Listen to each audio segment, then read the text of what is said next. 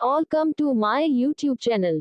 मैंने एक उदास कहानी सुनाऊंगा दोस्तों। अगर मेरा कहानी अच्छा लगा तो मेरा चैनल को सब्सक्राइब करके रखना और लाइक शेयर एंड कमेंट करना।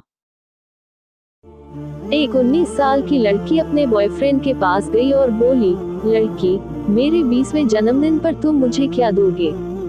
लड़का मुस्कुराया और बोला, लड़का, अभी बहुत समय है और जब समय होगा तो तुम अपने जन्मदिन का तोहफा पालोगे। कुछ दिन बाद एक दिन अचानक लड़की बेहोश हो गई। घर में सब बहुत बेचैन हैं। किसी को कुछ समझ नहीं आ रहा था कि आखिर बच्ची को क्या हुआ। फिर सभी उसे अस्पताल ले गए।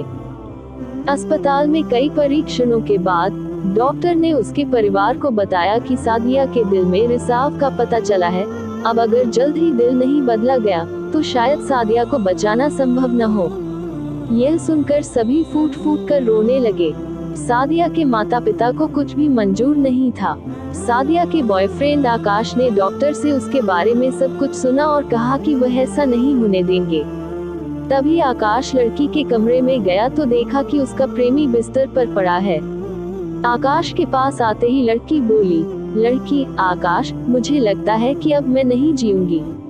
आसमान ने पोंछे सादिया के आंसू और कहा, कौन कहता है कि तुम नहीं बचोगे? तुम जल्दी ठीक हो जाओगे। लड़की, तुम्हें कैसे पता कि डॉक्टर ने कहा है कि मेरे दिल में छेद है और मुझे बचाना संभव नहीं है? आकाश, अरे पागल, तुम्हें कुछ नहीं होगा, तुम सुधर जाओगे। कुछ देर ऐसे ही चलने के बाद सादिया एकदम ठीक होकर घर वापस चली गई। जब वह घर लौटा तो आकाश की ओर देखने लगा। नहीं मिलने पर आकाश अपने घर चला गया। आकाश के घर में कोई नहीं। आखिरकार आकाश के छोटे भाई से मिली सादिया। सादिया, कहाँ है तुम्हारा भाई? बिना बोले आकाश के भाई ने आकाश के कमरे की तरफ इशारा किया और कहा, टेबल पर तुम्हारे लिए एक नोट है।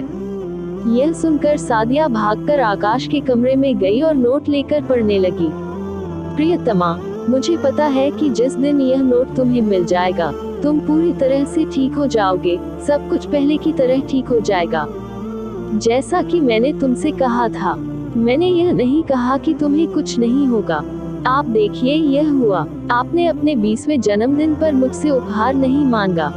मैंने बहुत सोचा लेकिन मैं यह नहीं सोच सका कि आपको क्या उपहार दूं। जब डॉक्टर ने मुझे आपकी बीमारी के बारे में बताया और जब उन्होंने कहा कि वह दिल ढूंढ रहे हैं तो मैंने सोचा कि आपके लिए इससे बेहतर उपहार कोई नहीं हो सकता।